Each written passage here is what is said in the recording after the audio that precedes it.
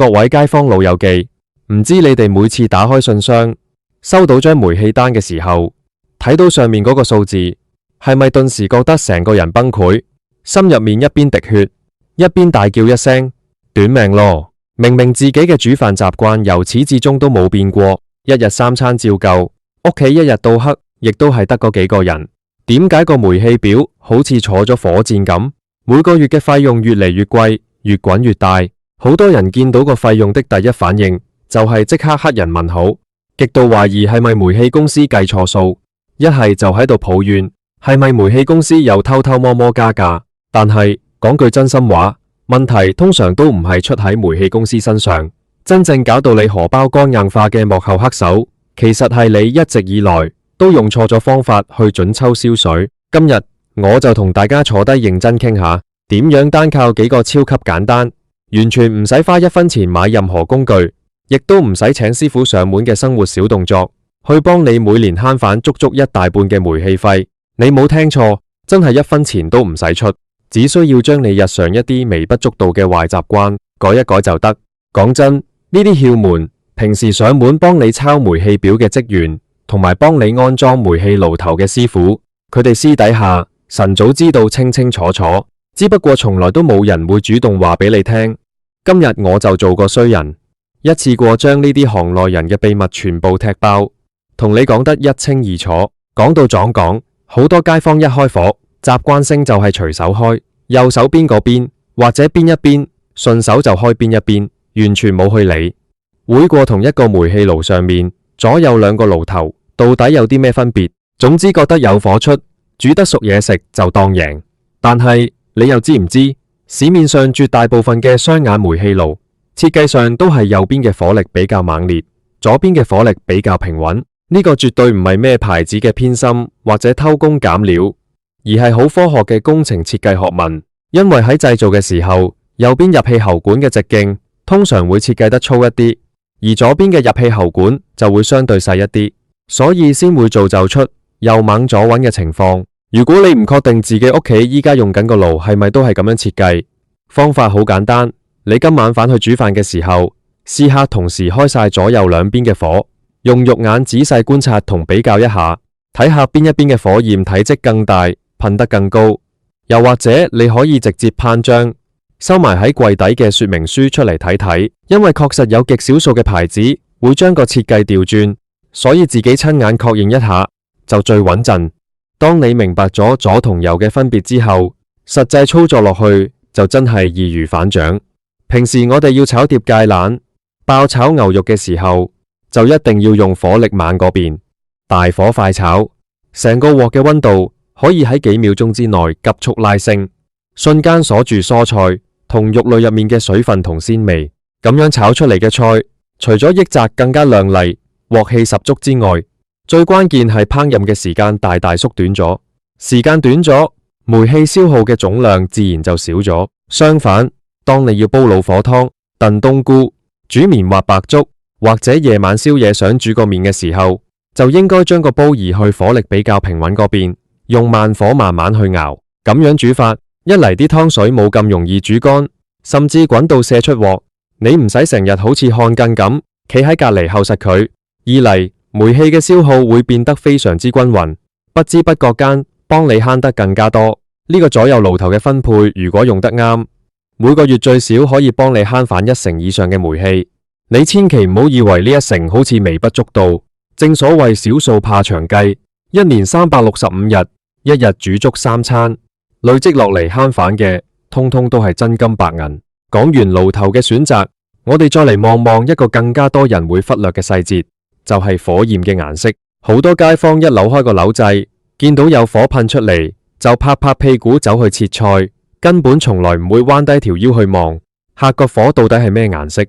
但係你要知，火焰嘅顏色其實係個煤氣爐同你溝通嘅一個非常重要嘅信號，佢直接反映緊你個爐依家嘅燃燒效率到底達唔達標。正常情況之下，燃燒得非常之充分嘅火焰應該呈現出一種好清澈、好乾淨嘅天藍色，而且啲火苗應該係非常穩定、高度集中，好似一班好有紀律嘅士兵咁，緊緊貼住個爐蓋邊緣向上噴，成個畫面望落去係齊齊整整，俾人一種精神奕奕、好有火力嘅視覺效果。但係如果你一望落去，發現自己個爐出嚟嘅火竟然係帶有黃色，甚至帶有橙紅色，又或者啲火苗好似無尾飛客咁飄客，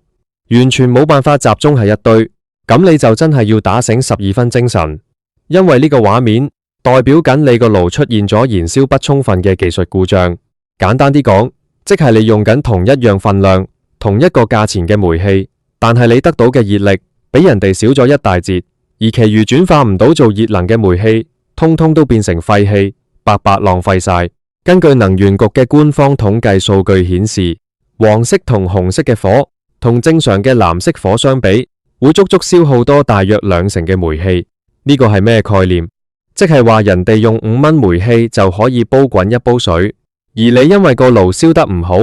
你要花費6蚊甚至7蚊先可以將同一煲水煲滾。更恐怖嘅係，黃火同紅火喺燃燒不充分嘅過程入面，會釋放出一種叫一氧化碳嘅有毒氣體，長遠吸入對屋企人嘅身體健康造成好大嘅隱患。所以呢件事絕對唔係咩開玩笑嘅小事，而係直接關係到你嘅荷包同生命安全。不過大家又唔使太過驚慌，因為呢個問題通常都可以靠你自己一雙手去搞掂，完全唔使花錢請維修師傅。我哋只需要調節一下個爐底嘅風門就得。聽落去，風門呢個詞語好似好專業、好高深，但其實實際操作起嚟簡單到連小學生都識做。你只需要彎低身，將個頭伸入去煤氣爐嘅底部望一望，你就會發現每一個爐頭嘅下方都對應裝有1片或者2片嘅金屬撥片。呢個物體就係我哋所講嘅風門，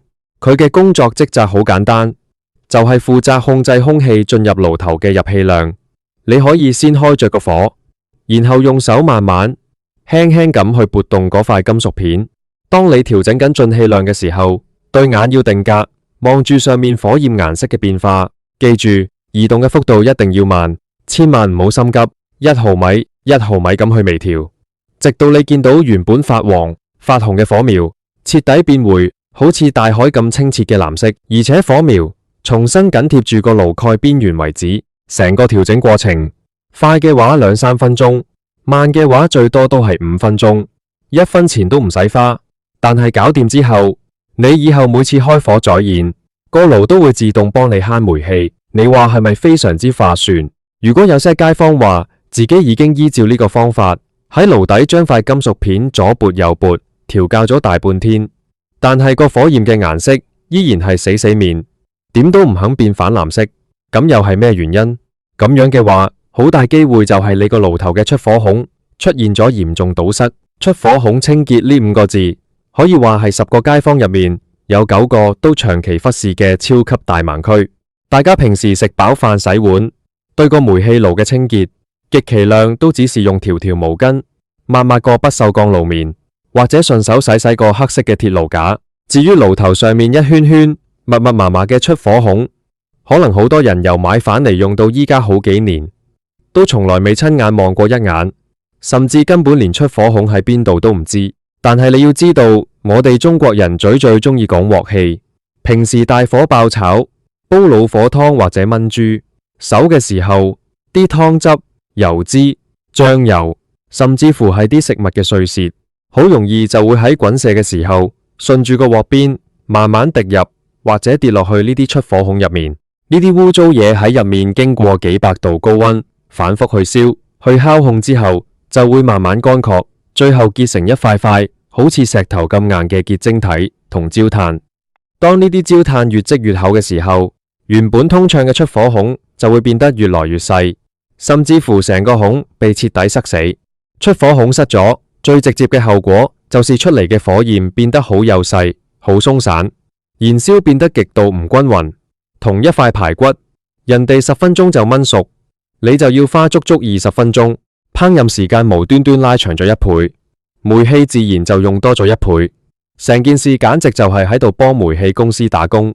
瘋狂送錢俾佢哋使嘅節奏。其實要清理呢啲積碳同殘渣一啲都唔難，你自己喺屋企攞幾樣簡單嘅小工具就可以徹底搞掂。首先，出於安全考慮，你一定要先將廚房嘅煤氣總掣副本關掉，然後耐心等個爐頭同埋塊金屬爐蓋完全冷卻晒，千萬唔好喺啱啱熄火嘅時候去拿，否則實燒到你層皮都掉落嚟。當確認完全凍晒之後，將個爐蓋小心翼翼淡拆落嚟。這個時候你可以去廁所鎖一支屋企人唔要嘅舊牙刷，先唔好沾水，用乾牙刷用力淡去殺走爐蓋表面嗰啲黃色嘅油垢同埋黑色嘅積碳，直到你用肉眼可以清晰睇到一粒粒出火孔嘅輪廓為止。接着就輪到我哋嘅秘密武器出場，就係平時剔牙嘅牙籤或者媽媽手袋入面嘅細鐵針。你就用支牙籤或者細針，好似做手術咁，逐個孔去疏通，慢慢將入面深藏不露、頑固到絕頂嘅食物、殘渣同焦炭挑出嚟。當所有孔都通完一片之後，就可以攞去水喉下面，用清水將啲碎屑徹底沖洗乾淨。洗完之後，呢一個步驟最重要，你一定要用一條乾嘅廚房紙或者毛巾，將個爐蓋內內外外徹底抹到乾一乾，甚至可以用風筒吹一吹佢，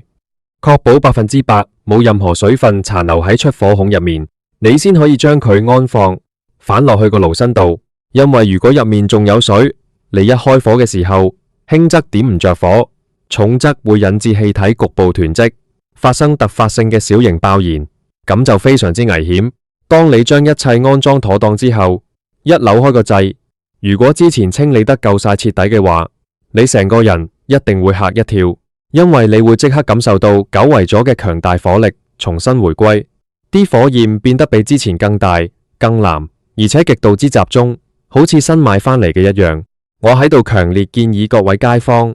最好每大半個月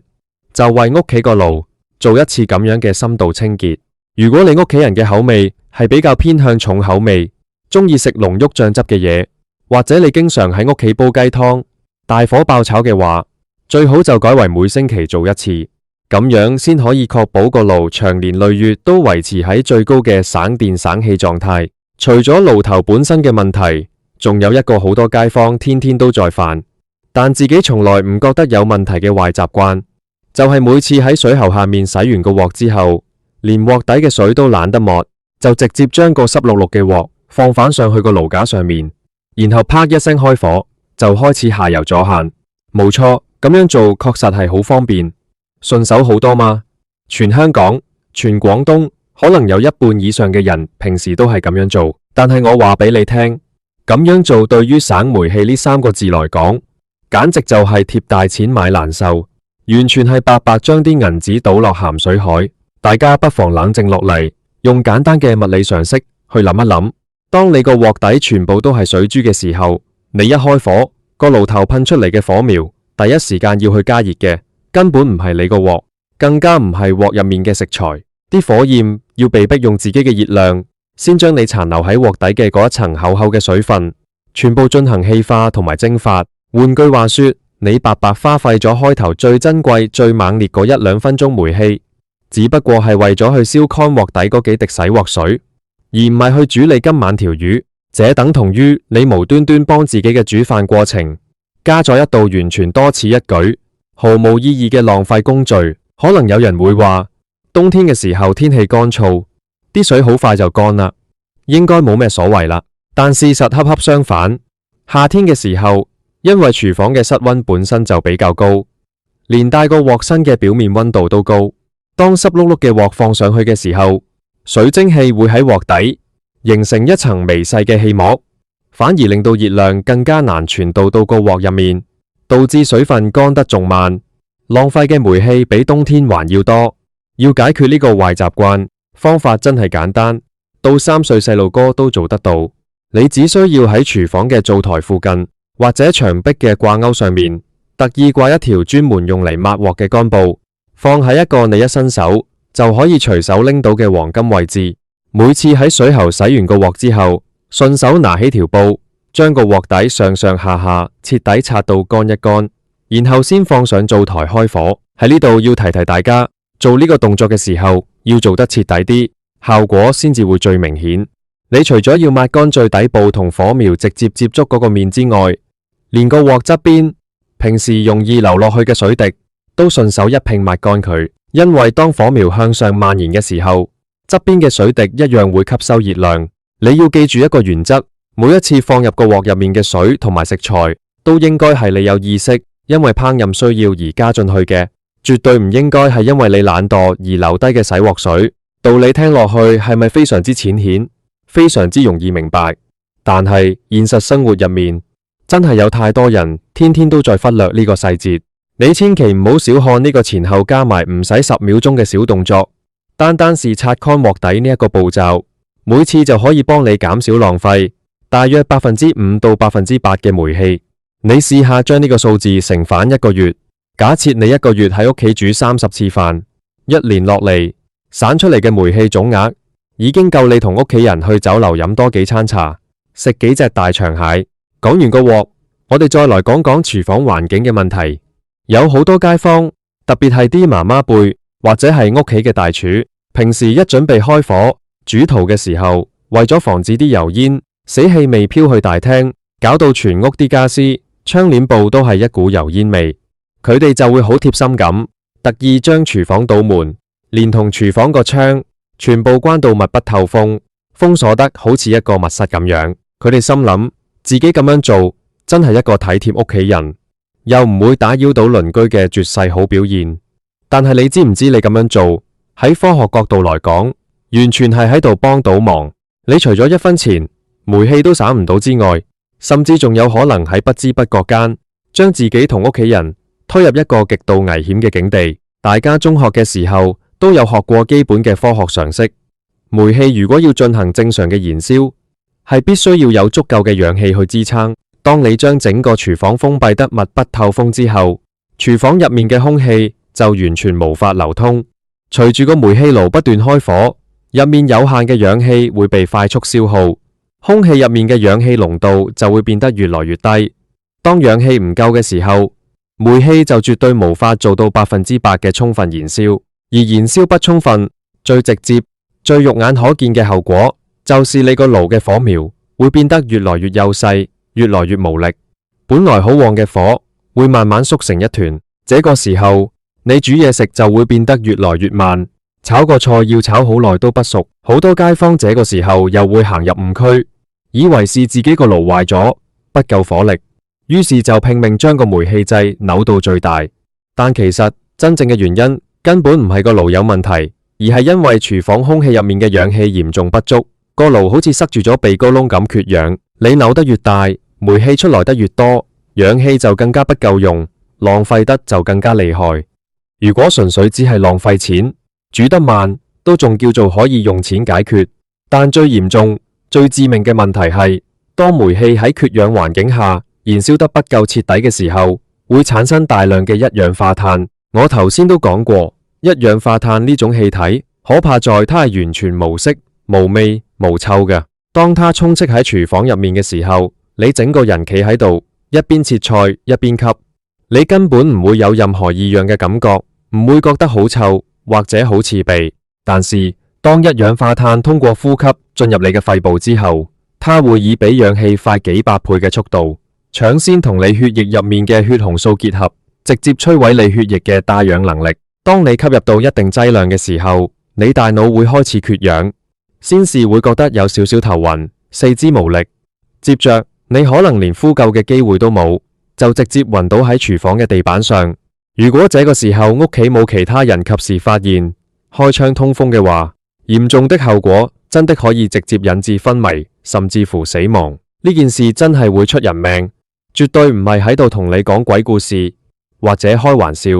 所以各位街坊，以後喺屋企嘴嘔嘅時候，無論你幾驚啲油煙味，都務必一定要將廚房嘅窗戶打開一條最少2-3寸嘅罅隙，或者將廚房倒滿，留返一條大罅，保證外面有源源不絕嘅新鮮空氣可以流進來，供應俾個煤氣爐。如果你真係好擔心油煙會跑去客廳，最正確、最科學嘅解決方案係出廚房門口之前，就將屋企部抽油煙機開到最大。依家市面上嘅抽油煙機吸力都非常之強勁，它在幫你抽走油煙、排除死氣嘅同時，其實亦都喺度帶動緊整個廚房嘅空氣對流，等同於幫廚房進行緊強制換氣。咁樣做，一嚟可以確保有充足嘅氧氣，等煤氣完美燃燒，幫你慳返唔少煤氣費；二嚟又可以徹底抽走油煙；三嚟最重要係可以保障你嘅生命安全。一舉三得，安全係數直接拉滿，比你將自己焗喺個密室入面安全得多，何樂而不為？講咗咁多日常操作上嘅省錢小技巧，最後呢一部分，如果你咁啱依家正計劃緊幫屋企換一部新嘅煤氣爐，又或者你屋企部舊爐已經用到打晒柴，用咗好多年嘅話，下面呢一條關於選購同安全嘅建議，可能係你今日聽完整篇文入面最值錢、最能幫你長遠省大錢嘅一條黃金法則。大家以後去電器鋪買煤氣爐嘅時候，雙眼一定要定格，認準機身上面嗰張由機電工程署發出嘅1級能源效益標籤。可能好多街坊買電器嘅時候，只會睇個外觀靚唔靚，價錢平唔平，覺得1級能源效益同2級、3級好似差唔多，只不過是商家的宣傳噱頭。但我話俾你聽，呢個想法真係大錯特錯。喺政府嘅嚴格標準之下，能夠拿到1級能源效益標籤嘅煤氣爐，它嘅造熱轉換效率通常都要超過63%以上。呢個百分比代表啲咩？簡單用大白話來講，即係話個爐每燃燒100份嘅煤氣，入面最少有63份以上嘅熱量係實實在在100%用嚟加熱你個鑊同埋鑊入面嘅食材。至於剩下嘅30幾份，則是屬於物理學上不可避免，會消散去空氣入面嘅自然熱量。但係如果你貪便宜，買咗一部低能源效益，例如3級或者4級嘅煤氣爐，情況就截然不同。呢類平價爐嘅熱轉換效率通常都非常之低，可能只有大約50%左右。換句話說，你每個月交嘅煤氣費入面，足足有接近一半嘅錢，根本冇用過嚟煮熟你屋企餐飯，而係白白浪費咗，用嚟幫你個廚房嘅空氣做暖身運動。你用住一部咁樣嘅大嘥鬼煤氣爐，一日煮3餐，它就一日喺度幫你倒錢落洗碗盤。你用落去又覺得心痛，想換一部新嘅又覺得都未壞，好似好浪費，好唔捨得。結果就是陷入一個越用越貴，越貴越肉痛嘅死循環。所以聽我講，買爐嘅時候，1級效益嘅型號可能確實會比普通型號貴幾百蚊，但係只要你肯長遠計算，用落去1年2年，它幫你省落嚟嘅煤氣費總額就已經晨早超過咗你當初買爐時多付出嘅嗰少少差價。如果以一部爐用幾年甚至8年來講，點樣計都係一筆穩賺不賠嘅超級好投資。所以千萬唔好只睇眼前嗰幾百蚊嘅便宜。另外，仲有一個關乎到全家人生命安全嘅硬性法規，好多街坊都拋諸腦後。根據政府同埋安全生產監督管理局嘅明文規定，一般家用煤氣爐嘅安全使用年限最高通常只有8年。好多節儉嘅老人家或者街坊心入面都有一種根深蒂固嘅觀念，覺得個東西又未壞，火又點得着，外表望落去又新新淨淨，完好無缺，點解要無端端花錢去換新機？咪繼續用咯，用得唔好嘥嘛。但係你要知道，即使你個爐表面上睇落去好似好乾淨、好完美，但係超期服役，用咗超過8年嘅老舊煤氣爐，它外殼入面你看不到嘅內部密封圈、點火針、氣閥同埋各種金屬零件，其實喺日復一日嘅幾百高溫燃燒之下，晨早已經出現咗嚴重嘅金屬疲勞同埋橡膠老化。呢啲老化最直接嘅表現就是個爐嘅燃燒效率會出現斷崖式嘅下降，變得越來越廢氣。你越用它就越耗氣，這就是點解你個煤氣表會越跑越快嘅隱形原因之一。如果純粹只係廢氣，多花幾百蚊都仲算是少。超期服役最令人心驚膽戰嘅隱患係它隨時會有微細漏氣嘅風險。老舊爐具內部嘅橡膠密封零件一旦變硬開裂，煤氣就會開始在你看不到嘅機身內部出現輕微嘅滲漏。呢種極其微量嘅漏氣，平時因為廚房有空氣流動或者開咗抽油煙機，你可能完全聞唔到陣臭味。但係如果撞正有一日你全家出咗去旅行，去咗行街，將全屋嘅門窗關晒，呢啲微量滲漏嘅煤氣就會長年累月咁積聚喺廚房嘅封閉空間入面。等你旅行返到屋企，一邊哼住歌，一邊隨手啪一聲開燈，或者開個抽油煙機，電器開關產生嘅那一粒肉眼看不到嘅微細電火花，就足以瞬間點燃空氣入面囤積嘅煤氣，引發一場無法挽回嘅大爆炸。呢種事在新聞上屢見不鮮，大家真的大意不得。除了個爐本身之外，仲有一條更加容易被人當成透明嘅物體，就係連接住個煤氣灶同埋牆壁煤氣管道嘅那條煤氣喉管。呢條軟管基本上99%嘅人喺裝爐嘅時候由得個師傅裝完，之後嘅10年8年就從來都未用正眼望過他一眼。但係你要知，依家市面上常用嘅橡膠軟管，它是有使用壽命嘅。橡膠這種材質喺廚房這種長期高溫、潮濕而且充滿油煙嘅惡劣環境之下，用得年數一長，就一定會慢慢失去彈性，變得越來越硬，越來越脆，甚至乎表面會開始出現一些好似蜘蛛網咁微細嘅裂紋。如果你平時切菜或者打掃嘅時候不小心觸碰或者拉扯到它，這條已經老化變脆嘅軟管隨時會啪一聲斷裂，引致煤氣大規模洩漏。所以我強烈建議各位街坊平時抹廚房嘅時候，順手攞個電筒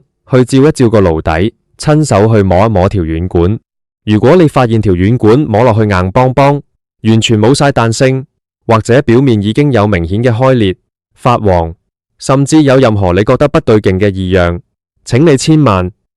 唔好貪一時之快，亦都絕對唔好拖延。你應該要在第一時間立即聯絡合資格嘅註冊煤氣公司專業技術人員上門，為你更換一條全新，最好是帶有不鏽鋼編織保護網嘅安全防爆軟管。呢種錢是買全家一輩子嘅安心，絕對不可以慳。各位街坊老友記，今日講咗咁大篇幅，說到底，我同大家分享呢啲省煤氣嘅生活小智慧。出發點從來都唔係要大家去委屈自己，亦都唔係要你哋為了省嗰少少錢而每餐飯都吃得不開心，或者刻意去少煮一餐飯。我真正想做到嘅係，希望大家可以透過了解呢啲背後嘅科學原理，明白個爐嘅運作邏輯，然後用一啲最輕鬆、最毫不費力嘅正確方法，去將生活入面啲微不足道嘅壞習慣改一改，用最少嘅金錢代價去得到最高、最好嘅生活質素。等你可以用同樣嘅預算，將全家人嘅生活過得更加舒服、更加安全、更加輕鬆自在。希望大家今晚返去就即刻試下我教你嘅呢幾招：分清左右爐頭，調校藍色火，定期通一通出火孔，煮飯前抹乾鑊底，以及保持廚房空氣流通。只要你肯持之以恆，我相信等下個月煤氣公司再寄張新嘅煤氣賬單嚟你屋企嘅時候，你打開信箱睇到上面嗰個數字，你一定唔會再崩潰大叫，而係可以發自內心舒舒服服咁露出一抹滿意嘅笑容。